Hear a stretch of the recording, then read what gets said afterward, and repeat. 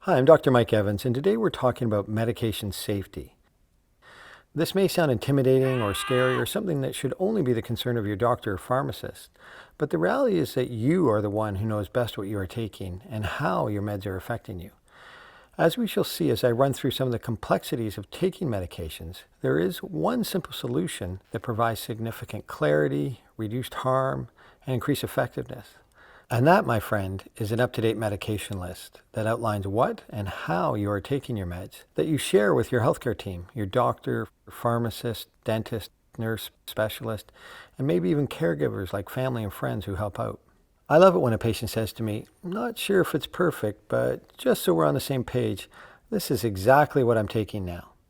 This will take some effort on your part, but making a list of all your prescription and non-prescription medications is a simple and often overlooked strategy for better health and less harm for you or your loved one.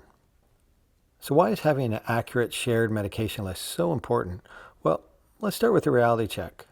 Only about 25% of physicians surveyed could easily generate a list of an individual patient's medications. If we look at transitions to the hospital, a systematic review by Dr. Ed Etchells and his colleagues, published in the Canadian Medical Association Journal, found up to 2/3 of the time there was an error in medications at the time of admission. They deemed that 41% of these errors were clinically important and 22% had a potential to cause harm during the patient's admission. Combine this with the fact that 2/3 of seniors are on 5 or more prescription drugs, often prescribed by different providers, and you can see both the opportunity for error, but also the tremendous opportunity to prevent errors like this with an accurate, up-to-date list that moves with the patient across the entire continuum of care. If we look at the patient end of things, there are issues even before people start taking medications.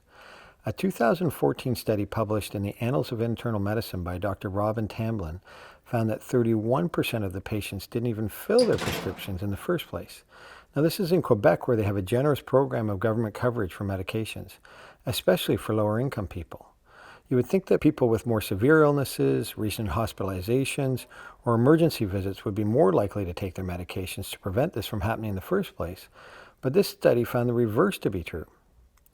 When we follow people with chronic diseases, especially silent ones, where we don't see many symptoms, so high blood pressure, high cholesterol, about 1 out of every 2 people stop taking their medications after a year. Now, I must say I have a bit of a what reaction. I get that we won't reach 100%, but I feel a bit sad that 50% of people could be missing the opportunity to drop their chances of having a heart attack or stroke by maybe 25%. Also, it's important to know there are some medications like antidepressants and other examples where stopping them suddenly is definitely not a good idea. How you are taking your medications can be as important as what you are taking. We know that for a bunch of different reasons, you may not be taking your medications exactly as instructed by your healthcare team.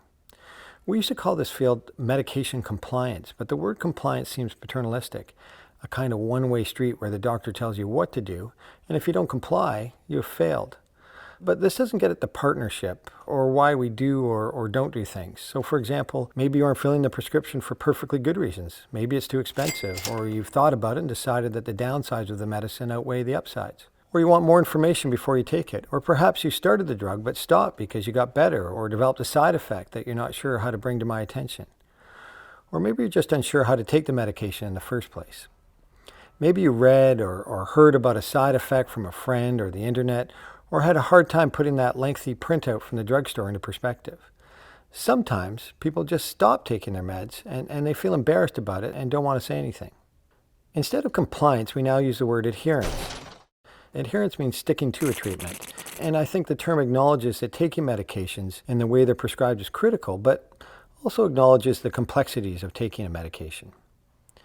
We do need your honesty, better systems for monitoring and sharing information and so on, but I think we also need to continue to improve the way we talk to one another. I know it's old school, but on my end, if I just tell you this medication lowers your blood pressure, well, that may not be enough. Taking a few more seconds to tell you that I'm prescribing it because I want to decrease your chance of having a stroke or a heart attack, and explain that, when your blood pressure is high, your heart has to work harder and it becomes more bulky and stiff. And we don't want a muscle man for our heart, we want a long distance runner. So by lowering your blood pressure, we make things easier for your heart and your brain and your kidneys too.